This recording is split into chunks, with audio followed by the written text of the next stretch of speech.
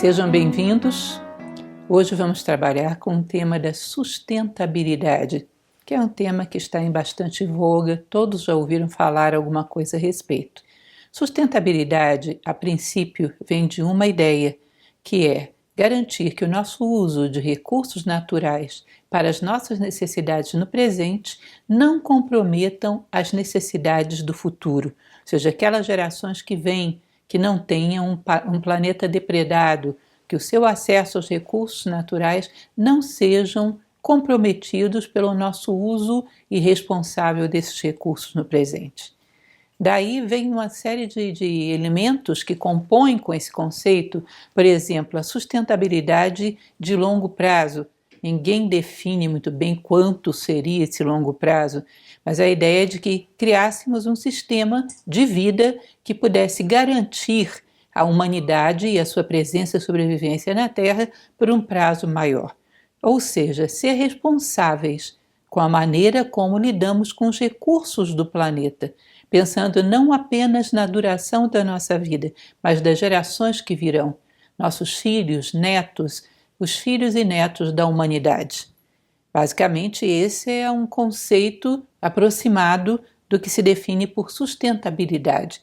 O conceito é complexo, tem uma série de desdobramentos, fala-se muito de 3 aspectos. Porque com o passar do tempo e as discussões que houve, essa discussão começou mais fortemente no chamado a Declaração de Estocolmo, que aconteceu em 1972, numa das reuniões da ONU, mas foi ser definida de maneira mais clara na ECO 92, no Rio de Janeiro.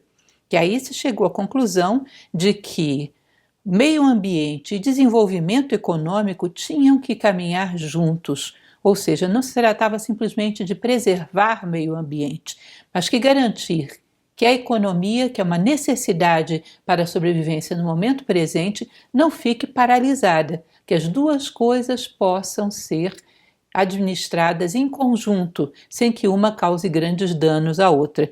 Isso é o chamado desenvolvimento sustentável, que também é uma expressão muito utilizada nos nossos dias, cujo uso nasce aí na ECO 92.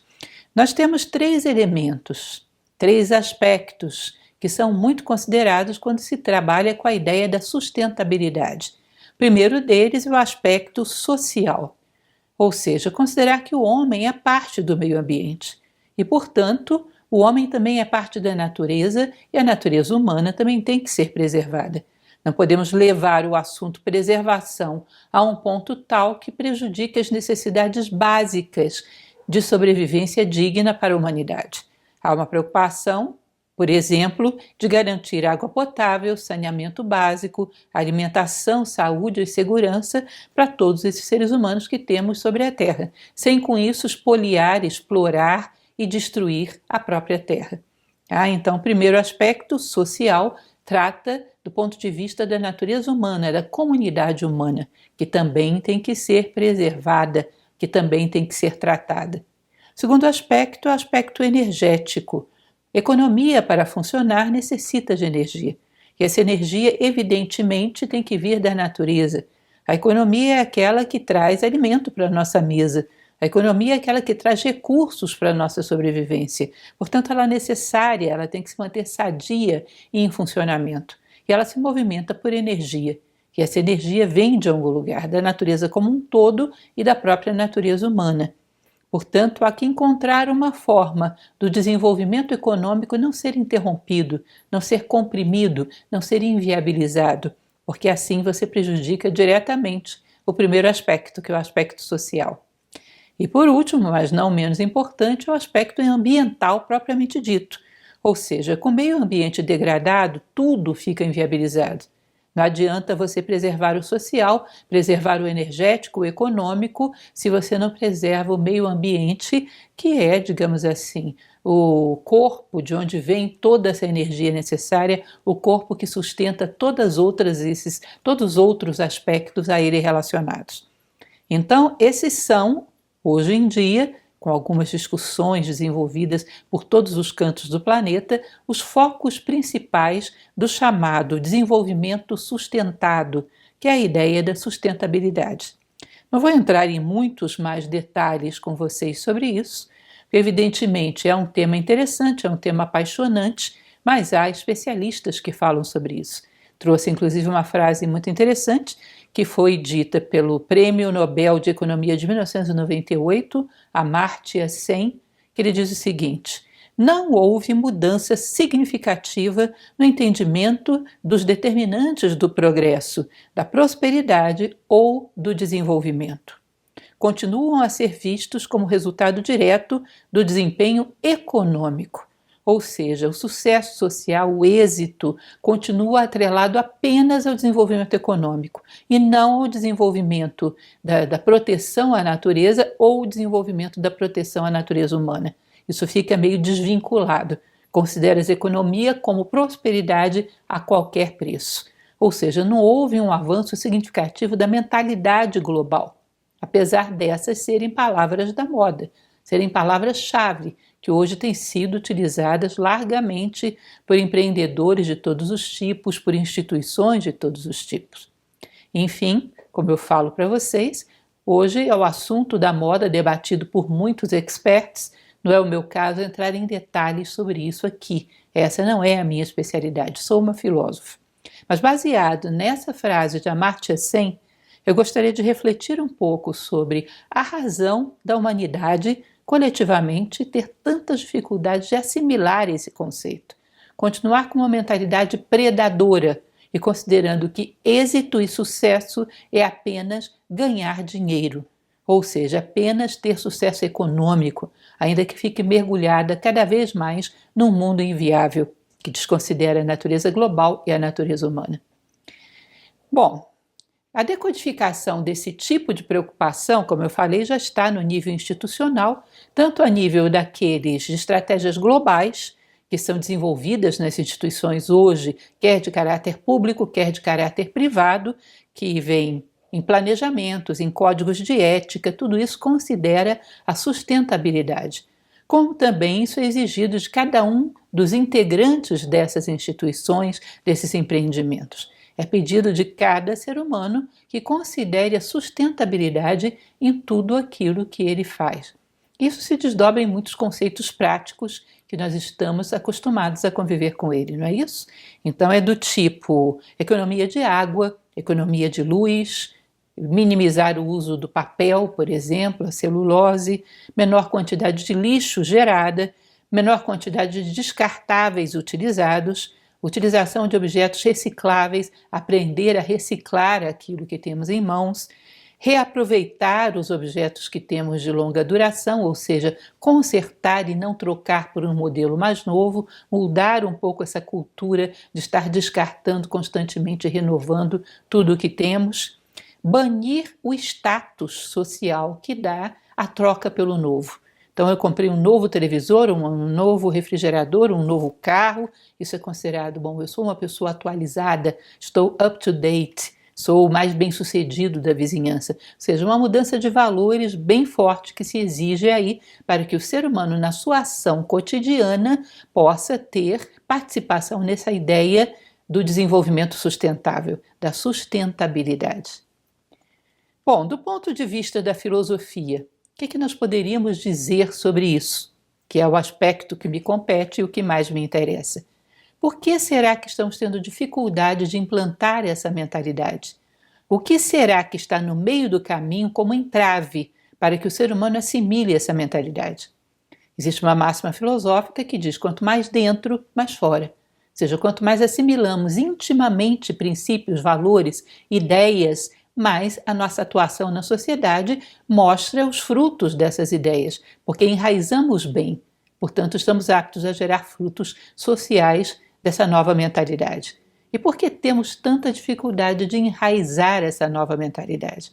É evidente, há muita coisa enraizada, antiga, que ocupa esse espaço, que se nutre dessa terra, da nossa vida. E como uma pessoa que limpa o seu campo para plantar uma nova lavoura, a gente vai ter que dar uma limpada nesse campo interno de ideias, de valores, de convicções. Vamos pensar um pouquinho sobre isso no plano sutil. Nós sempre falamos em Nova Acrópole, como escola de filosofia, que há que começar pelas causas se você quer ser eficaz em qualquer campo. Vamos pensar um pouco sobre as causas dessa dificuldade de implantar a sustentabilidade na velocidade que ela seria necessária diante de uma série de ameaças e desastres que surgem no horizonte? Uma primeira coisa que eu chamo a atenção para vocês é exatamente querer mudar, mantendo o foco egoísta da vida. Muitas vezes tenho reiterado nas minhas palestras que, segundo a tradição tibetana, o maior mal do mundo, a causa original, o propulsor original de todos os males do mundo seria o egoísmo, que eles chamam de heresia da separatividade. Eles chegam a dizer que se você arranca todas as máscaras do mal, o último rosto escondido por trás delas é o rosto do egoísmo. A chamada separatividade, que torna inviável tudo aquilo que é necessário para a vida em conjunto, e até mesmo para uma vida harmoniosa conosco mesmo.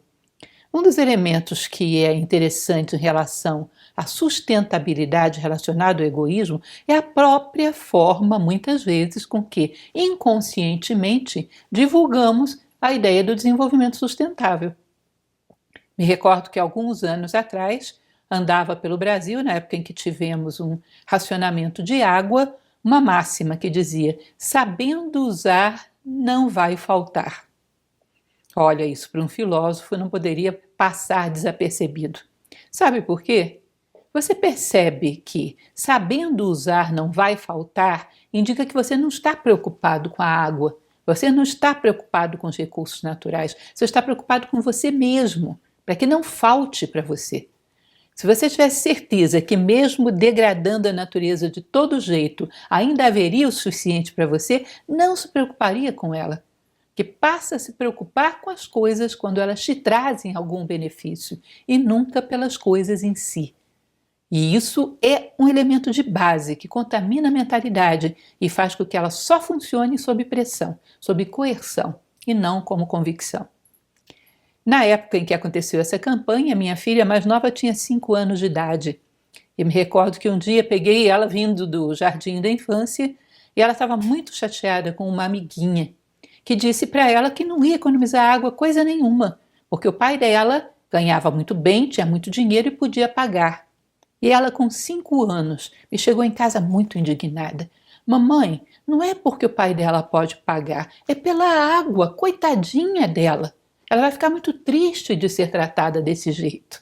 Eu achei aquilo belíssimo. Eu olhei para ela e pensei, gente, como uma criança pode ter essa possibilidade de pensar como água, colocar-se no lugar dela e perceber que ela merece respeito pelo que ela é e não porque pode nos faltar. Porque todas as coisas merecem respeito pelo que são, como se todos eles fossem objetos de direito como nós, todos eles com o mesmo direito de estar aqui. Ou seja, merecendo respeito pelo que são e não pelo para que me podem servir. Existe uma máxima filosófica que diz que o grande passagem, o ponto de transição do amor humano é quando você para de olhar para as coisas e pergunta: para que isso me serve? Quando começa a olhar para as coisas e pergunta: como eu posso servir a isso? Quando você vira o jogo de considerar que tudo existe à sua volta para te servir e começa a perceber que você é um dos elementos que compõem a vida, que compõem a natureza, e que todos os demais merecem tanto respeito quanto você. Kant tratava da palavra respeito e ele dizia que vem de respitere, olhar mais uma vez, saber ver. Olhar para as coisas não como matéria-prima para a realização dos teus desejos e necessidades, mas como seres em si. Leon Tolstói tem uma frase que uso constantemente porque gosto muito dela, que ele diz: há quem passe por uma floresta que só veja lenha para a sua fogueira. Imagina, de toda a vida que existe numa floresta eu só vejo para que ela tem dos meus interesses. Esse tipo de manipulação da realidade, que nega ao mundo a menos que ele seja a matéria-prima dos meus interesses, nunca vai desenvolver uma forma de vida sustentável. Vai desenvolver uma fachada, ou seja, um comportamento para ser, digamos, politicamente correto, estar enquadrado no pensamento da moda, mas não uma postura verdadeiramente transformadora diante da realidade. Toda transformação, filosoficamente falando, vem por uma expansão de consciência. Se não há expansão de consciência, o que existe é um novo hábito implantado, que na mesma velocidade com que se implantou se perde, que é quase que um adestramento, não tem raízes, não tem profundidade. Portanto, um elemento fundamental da sustentabilidade, o primeiro deles, talvez seja até rever a maneira como a gente expõe a ideia da sustentabilidade. Não é porque vai faltar para mim, é porque as coisas merecem respeito em si. Independente da humanidade existir ou não, tudo que está no planeta merece estar aqui tanto quanto eu. E merece ser respeitado pelo que é, e não porque pode me faltar. São sutilezas. Mas quando você coloca essas ideias funcionando pela vida fora, você vai perceber que o efeito é muito diferente. Quando a última porta se fecha atrás de você, que não há nenhuma pressão social, como você considera a água que corre da sua torneira, como você considera os objetos que te servem, não há como coagir todo o tempo e em todas as circunstâncias no ser humano. Nem isso tem alguma eficácia, porque não é uma ação de qualidade, é uma ação verdadeiramente motivada. Então, esse é um primeiro elemento, uma reduzida no egoísmo humano bem significativa, para que aprenda a ver as coisas além dele próprio, não com um olhar de usuário, mas como um olhar de quem compartilha o mesmo espaço com outros seres, tão dignos quanto ele. E isso é básico para dar sustentabilidade à sustentabilidade. Parece uma tautologia, mas vocês percebem que isso tem todo sentido? Dá uma sustentação humana à sustentabilidade ambiental, social, energética, seja ela qual for. Continuando, um outro elemento que filosoficamente é muito importante e deve ser abordado é essa questão de não ter o mais novo. É muito interessante, porque hoje a lógica da nossa vida em sociedade é competitiva e não cooperativa. A nossa ideia é vencer sobre e não vencer junto. Para que o teu sucesso tenha algum sabor, tem que haver um monte de fracassados morrendo de inveja de você.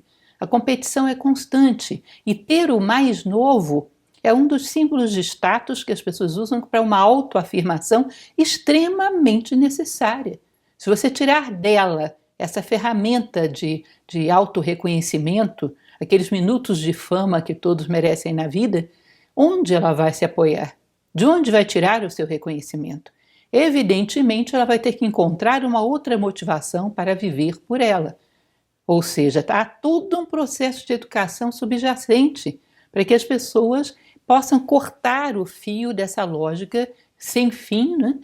Esse constante feedback nessa lógica de ter que ter o novo como forma de afirmação. Foi criada essa mentalidade, que agora vai ter que ser diluída, porque nós percebemos, começamos a desconfiar aonde ela nos leva.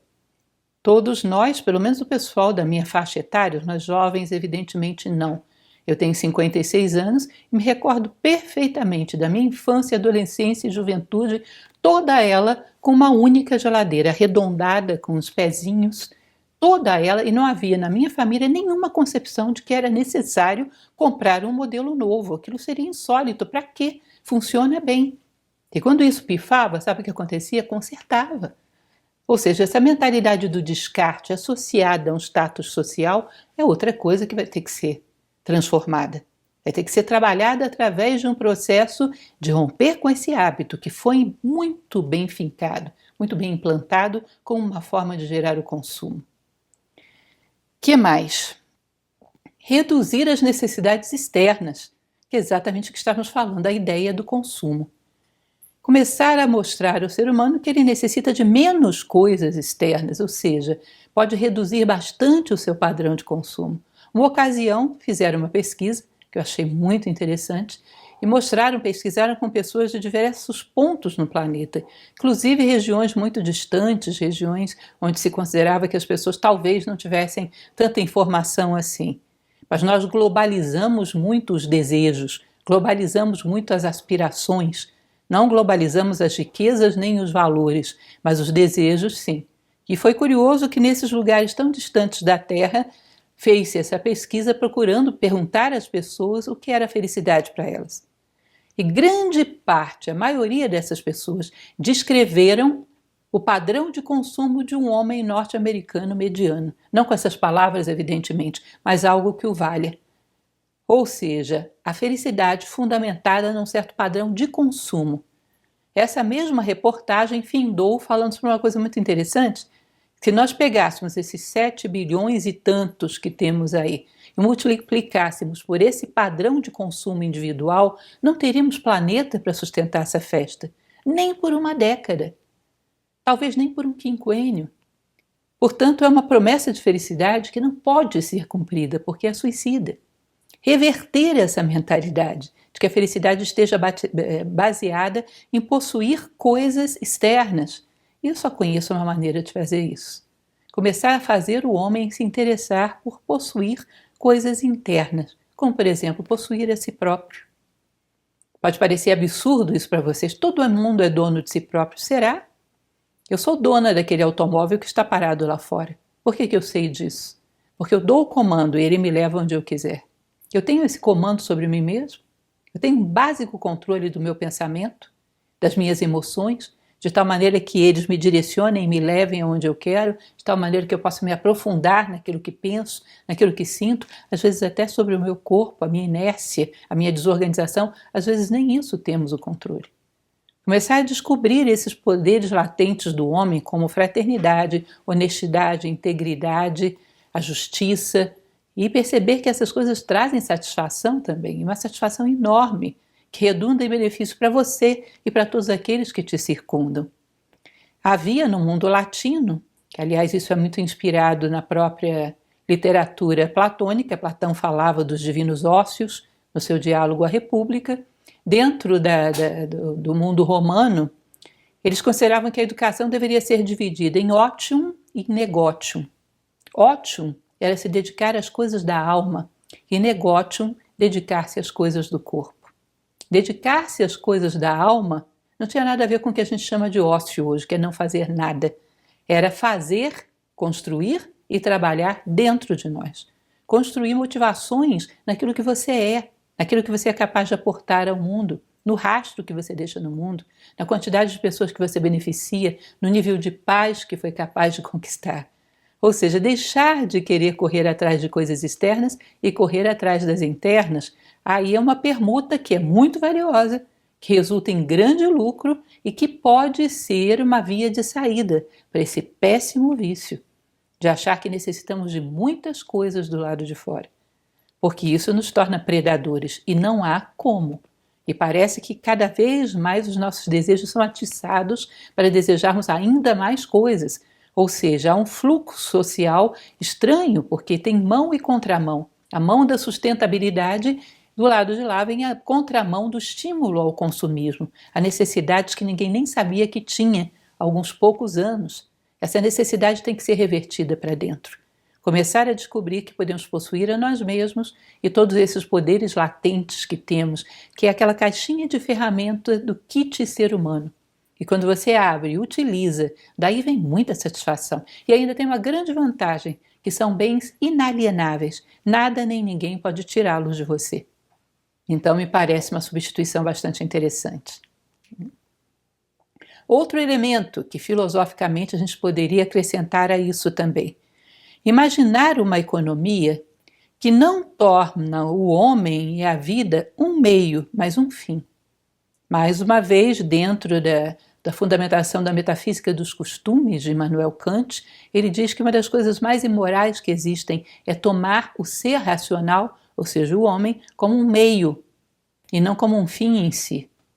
O que significa? O fim é uma projeção social, é status, e eu uso os seres humanos à minha volta como meio para obter isso.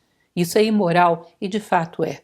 Então todo o nosso sistema produtivo, toda a nossa economia deveria pensar que em última instância o que está se gerando é um homem realizado dentro de uma sociedade realizada, dentro de uma natureza harmoniosa.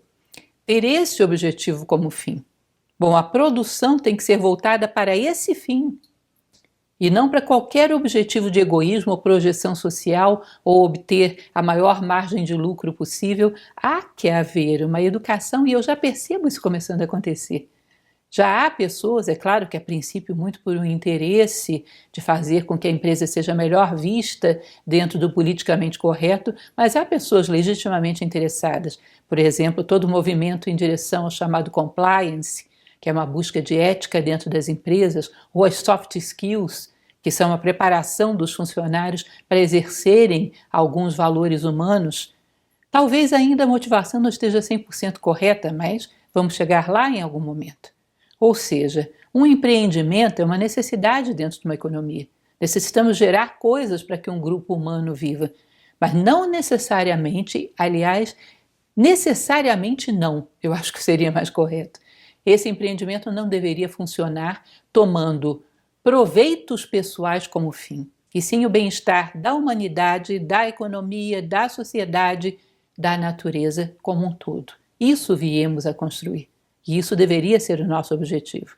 Isso é uma mentalidade que aos poucos os empreendedores vêm sendo forçados a adotar, porque fazer o contrário já está sendo um pouco antipático, tomado de maneira desfavorável na sociedade. Espero que em algum momento isso não seja apenas uma pressão, não seja apenas coerção, mas que seja uma convicção, que mudemos esses hábitos de explorar a humanidade, explorar a natureza humana e a natureza como um todo, para obter fins que são sempre proveitos pessoais. Que mais? Mudar uma educação acumuladora, que também é assim.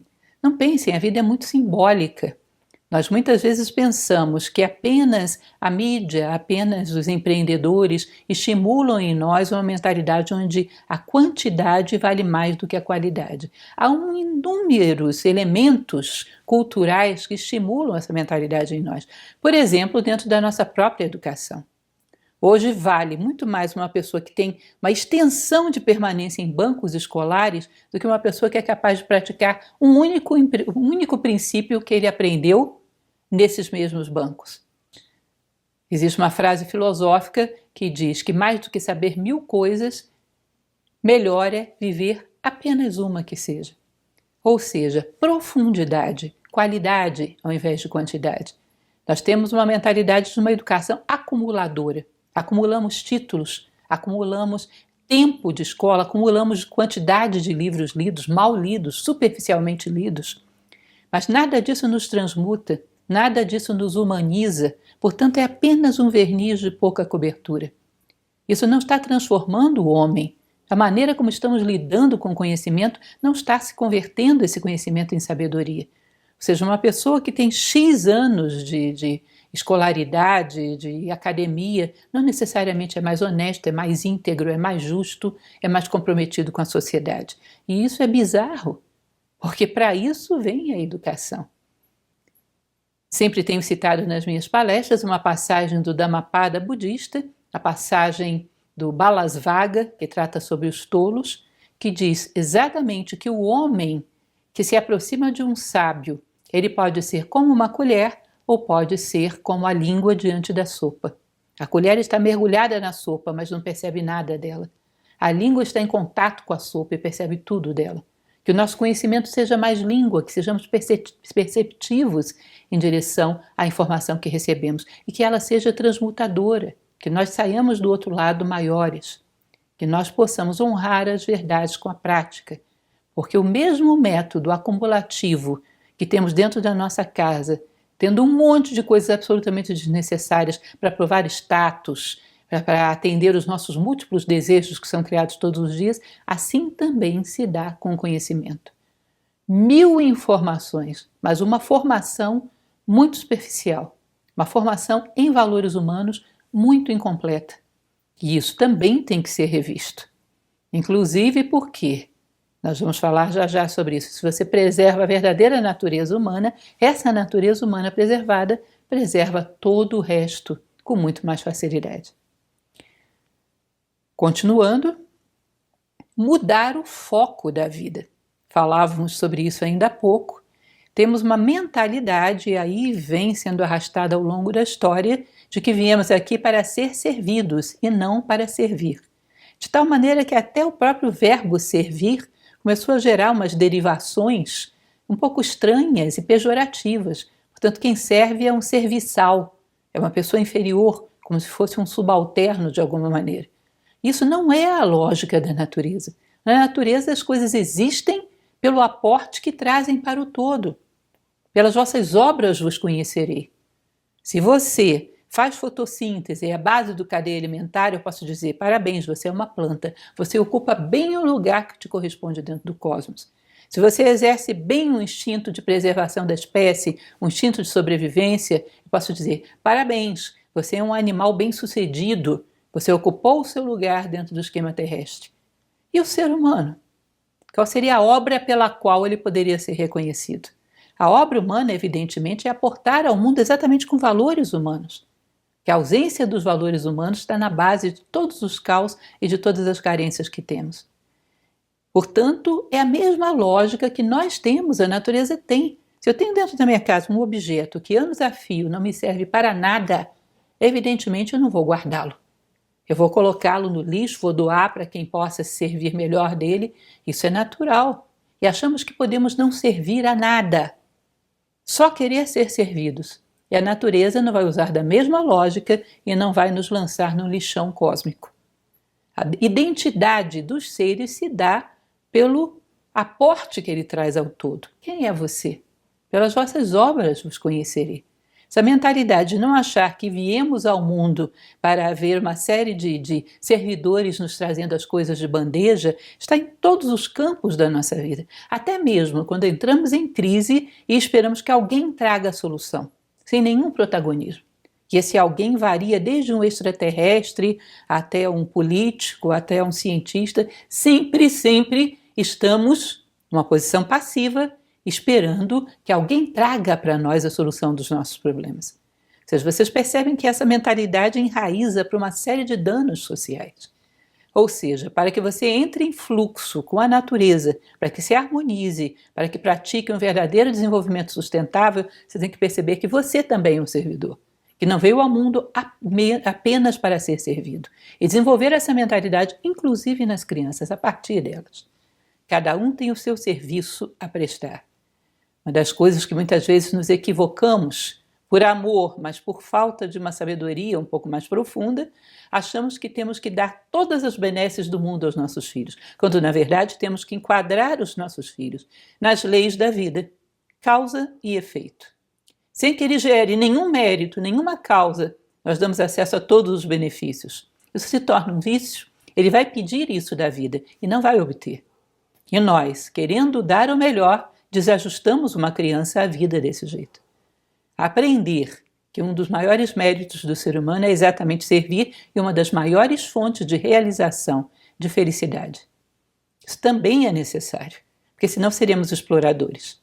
Aqueles que querem usufruir de tudo, querem que tudo lhes sirva e não são capazes de dar absolutamente nada em troca. Uma boa mentalidade seria imaginar quanto uma vida mediana de um ser humano, cerca de 76,6 anos, expectativa atual de vida de um brasileiro, quanto ela custa à natureza, em termos de recursos naturais para alimentá-lo, para mantê-lo vivo durante todo esse tempo.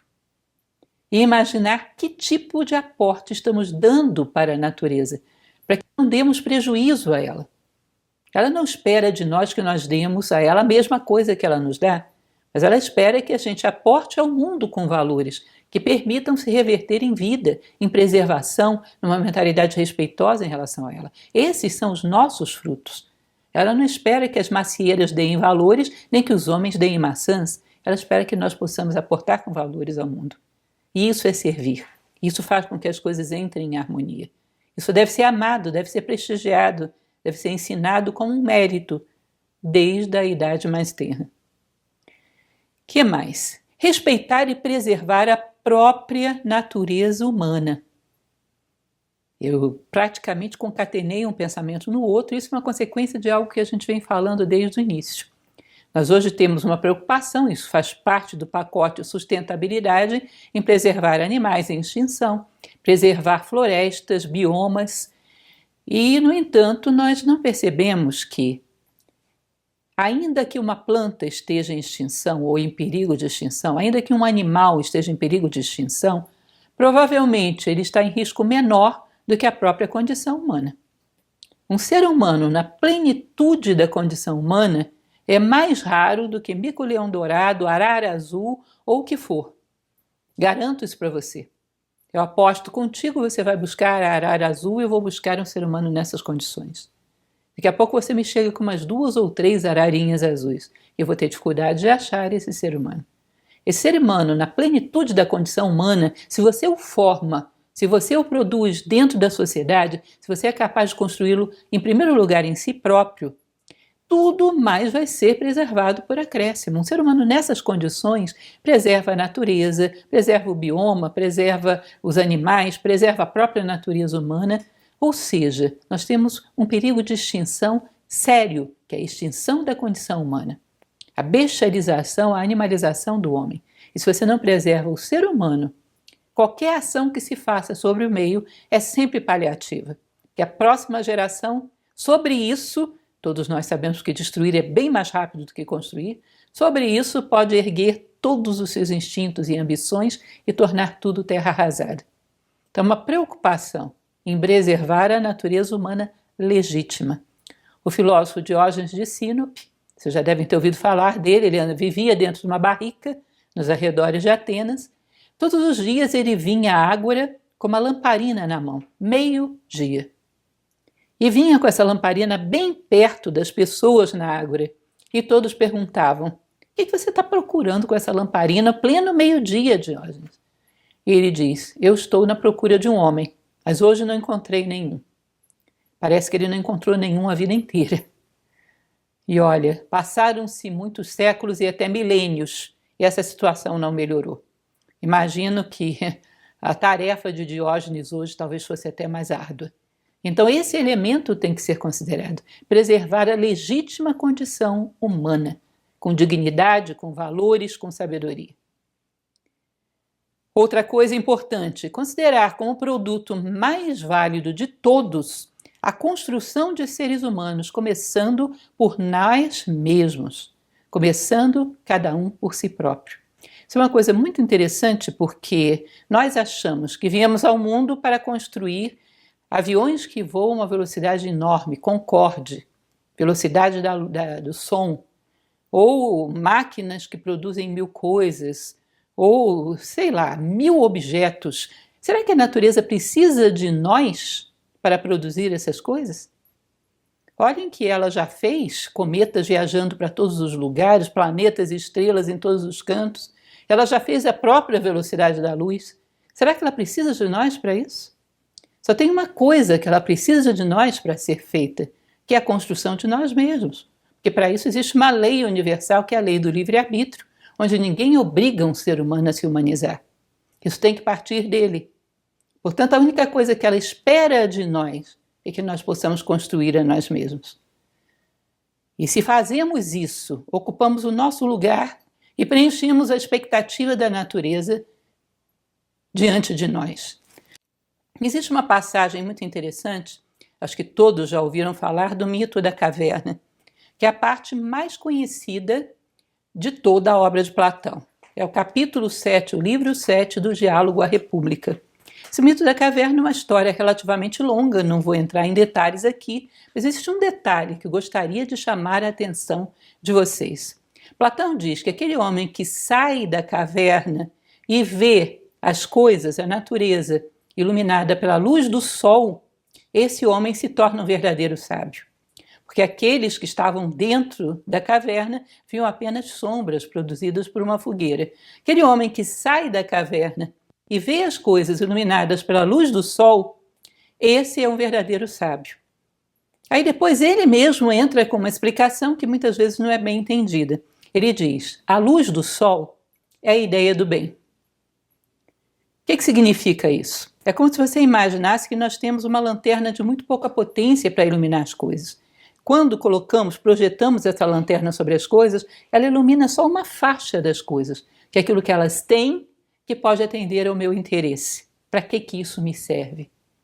Quando você vê as coisas iluminadas pela luz do sol, que é a ideia do bem, mostra as coisas em plenitude. O que é iluminar as coisas com a ideia do bem? Exatamente você ter essa capacidade de olhar para as coisas sem querer tirar nenhum proveito para si, mas querendo você servir a essa coisa. Como eu posso conduzi-la em direção ao seu destino, sem querer retirar nada para nós. Ou seja, mais uma vez o que eu dizia lá atrás, não para que isso me serve, mas como eu posso servir a isso.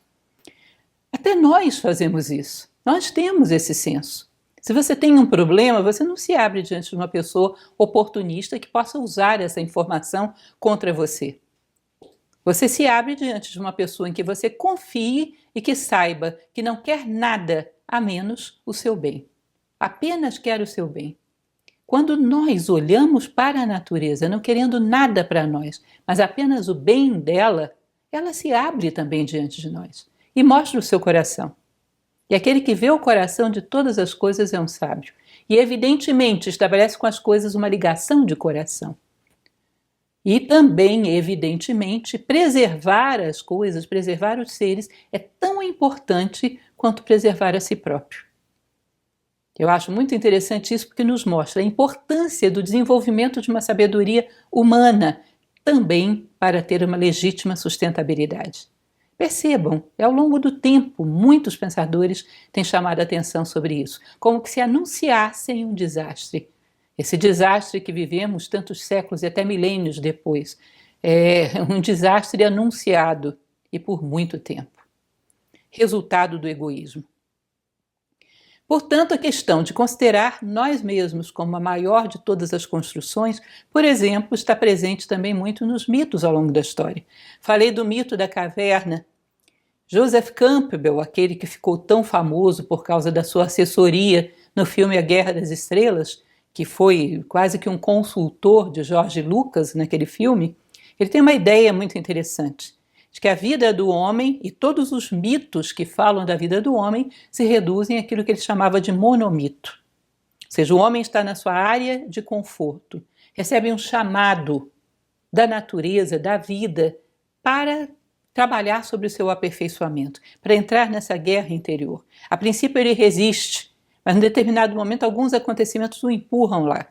Que ele passa por um monte de dificuldades, às vezes sofre incompreensões, até chegar a uma dificuldade maior, que ele, quando prevalece sobre ela, é vitorioso sobre si mesmo, adquire um outro patamar de consciência. Aí pode se inserir novamente, voltar ao ponto de origem, inserir-se na sua vida comum, na sociedade, não só como aquele que venceu a si próprio, mas também aquele que é um exemplo de como fazê-lo diante de todos os demais. A vitória da natureza, dos recursos naturais, depende da vitória dos recursos humanos mais profundos. Depende da nossa vitória sobre nós mesmos. Uma coisa está estreitamente relacionada à outra. Não me digam que vamos poder ter uma natureza perfeitamente harmoniosa com meia dúzia de pessoas preocupadas com isso e uma humanidade predadora e egoísta. Isso não vai funcionar. Há que atuar sobre as causas. Continuando, preservar o futuro exige pensar no futuro. É claro, lá nas bases da sustentabilidade que vimos no início, pensa-se num desenvolvimento sustentado a longo prazo, seja para as próximas gerações. Mais uma vez o egoísmo aí pesa, porque o predador ele não consegue pensar grande, nem no tempo nem no espaço. O egoísta não pensa grande. O que é pensar grande no tempo? É exatamente ser capaz de pensar na sua vida como um todo e na vida daqueles que vêm depois. Diante da morte, o que eu vou ter feito de válido que justificou a minha vida como ser humano? O que eu quero deixar de rastro? Cícero sempre cita essa frase que gosto bastante, costumava dizer: certifica-te de que és um fator de soma para as pessoas de cujas vidas participas. Eu fui soma. Quem é que para pensar nisso? Muito pelo contrário, evita pensar na sua vida como um todo. Como se não pensando, ela não fosse acontecer. Essa conclusão fosse evitável, e não é. E ele chega lá de mãos vazias. Quando nós paramos para pensar no dia de hoje, quando pensamos no futuro, foi um futuro que ia acontecer daqui a quanto tempo? Final de semana? Final do mês? Final do ano com as férias? Nessa época que estamos vivendo o final do isolamento? Nunca muito além disso. Quem de nós pensou no dia de hoje, na sua vida como um todo, e na justificativa para ela, ou na vida daqueles que virão depois? Como se comprometer com o futuro quando nós temos uma projeção de tempo egoisticamente pequena, só aquilo que está imediatamente ao alcance da minha mão? E assim também uma projeção estreita no espaço. Quando dizem vai vir uma grande crise econômica, em quem pensamos? Sejam honestos. E aquele meu primo vai perder o emprego. Coitado, como é que vai ficar? Meu irmão. Ou seja, aquelas pessoas que estão contíguas, próximas, que têm alguma relação conosco. Alguém pensa como estarão os etíopes, cuja situação política e social já é tão difícil? Qualquer país que tenha uma situação complexa no mundo, qualquer região do Brasil que tenha essa mesma situação complexa, quem é capaz de pensar como todo, como uma unidade como um todo? Percebam que essa estreiteza de limites espaço-temporais também não é favorável à sustentabilidade. Pensar grande, preocupar-se com a humanidade, preocupar-se com a natureza, porque é sim problema nosso, faz sim parte da nossa família. É responsabilidade de cada um de nós, com certeza. Faz parte do kit ser humano velar pela humanidade e pela natureza como um todo. Ou seja, concluindo um pouco o pensamento, são apenas algumas pequenas reflexões que eu espero que possam ser úteis. Todos os objetivos válidos merecem abordagens sérias e válidas. Não podemos brincar. Nós estamos diante de uma questão séria e válida. Temos que dar sustentabilidade à natureza humana dentro da natureza como um todo. Temos que fazer isso dar certo. Temos que nos inserir harmoniosamente dentro da natureza. Todos os outros seres vivos se inserem. Só nós que não conseguimos lograr isso, logo nós que somos dotados de inteligência. Porque talvez haja coisas maiores do que a inteligência atuando na vida do homem. Por exemplo, a ambição, por exemplo, o egoísmo, por exemplo, a irresponsabilidade. Portanto, a inteligência, ao invés de se voltar ao nosso favor, volta-se contra. Porque esses elementos morais dão a direção, enquanto que a inteligência é potência. Ou seja, passa a ser uma máquina poderosa direcionada para o lado errado. Então, é importante pensarmos sobre isso? É válido? Sim. Então, vamos pensar da maneira correta, vamos às causas. E não vamos nos iludir, as causas somos nós mesmos. E dentro de nós, vamos achar onde estão as causas. E atuar em primeiro lugar em nós mesmos. Ao invés de estarmos com o eterno vício social de procurar outros responsáveis, outros culpados, outras pessoas que vão ter que fazer alguma coisa enquanto eu vou esperar para usufruir das benesses dos resultados. Evidentemente, isso não viabiliza nenhuma transformação profunda. Existe um exemplo que gosto muito de contar, que diz o seguinte: imagine que haja uma poça d'água no chão. E as pessoas passem irresponsavelmente por essa poça d'água, façam lama, sujem tudo, nem vejam. Se veem, dizem assim, bom, isso é culpa de quem pisou, eu não sou o único. E a responsabilidade disso é quem é dono desse espaço aqui. Se é no espaço público, a responsabilidade é do governo, não tem nada a ver com isso. É essa massa dos alienados, que infelizmente é mais numerosa do que gostaríamos. Existe uma segunda posição, que é a dos bem-intencionados, que veem toda essa sujeira e dizem, não, vamos lá, vamos fazer alguma coisa. Pegam um rodo, pegam um pano, pegam todos os materiais de limpeza e limpam isso aqui. Ótimo, excelente trabalho. Mas a goteira que provocava essa poça d'água continua atuando. E daqui a pouco a poça está lá de novo. Daqui a pouco os alienados pisoteiam tudo. Limpa, suja, ele não é eterno. Uma hora a atitude dele bem intencionada vai ser perdida muito rapidamente. Porque ele foi bem intencionado, mas não foi eficaz.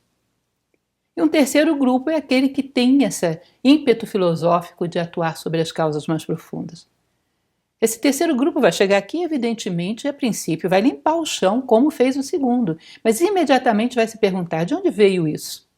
E vai olhar para cima e vai ver, olha lá a goteira. Vou lá, troco a telha, calafeto o forro da casa, conserto tudo, acabou a goteira. Portanto, acabou a poça, portanto, acabou a sujeira. Percebam que isso é um exemplo simbólico, porque há que fazer isso mesmo, olhar para cima. Sabe por quê? Existe uma máxima filosófica que diz que só o tolo acredita que as causas dos problemas físicos, a causa das mazelas físicas, vem do plano físico. As causas da miséria física sempre vieram e sempre virão da miséria psicológica, moral e espiritual do homem. Portanto, se você quer atuar de maneira eficaz, para cima e para dentro, começando essa transformação por si próprio, porque a partir daí você mostra que isso é possível. Ninguém faz, opa, eu fiz. Você é um referencial. Um ser humano que seja capaz de atuar sobre essas causas da alienação dentro de si, do desprezo pela natureza, lato sensu, dentro de si, ele é um fator de transformação. É um exemplo de que há outras formas de se conduzir na vida. É aquilo que classicamente se chamava do sacrifício, sacro ofício, o ofício sagrado de fazer, operar as transformações necessárias, em primeiro lugar em mim mesmo, para ir na frente e mostrar que isso é possível, para marcar a direção. Então é um elemento a refletir. A sustentabilidade, onde ela começa? Por que ela não se torna eficaz quando não atuamos nas causas? E como atuar nas causas? Começando cada um consigo mesmo. Isso basicamente é o que eu trouxe para vocês como reflexão. Eu espero que seja útil, eu espero que renda uma boa discussão, que nós possamos plantar raízes mais profundas dentro de nós, mais vida interior, mais os divinos ósseos platônicos, mais ótium, porque é aí nesse campo que nós plantamos bem as raízes para que os frutos sejam satisfatórios e possam realmente alimentar a humanidade, possam realmente atuar contra os nossos problemas. A transformação do ser humano é o motor de qualquer transformação do mundo em que vivemos. E não acredito em fórmulas fáceis ou fórmulas que abram mão disso. Os caminhos fáceis mentem, diziam os romanos.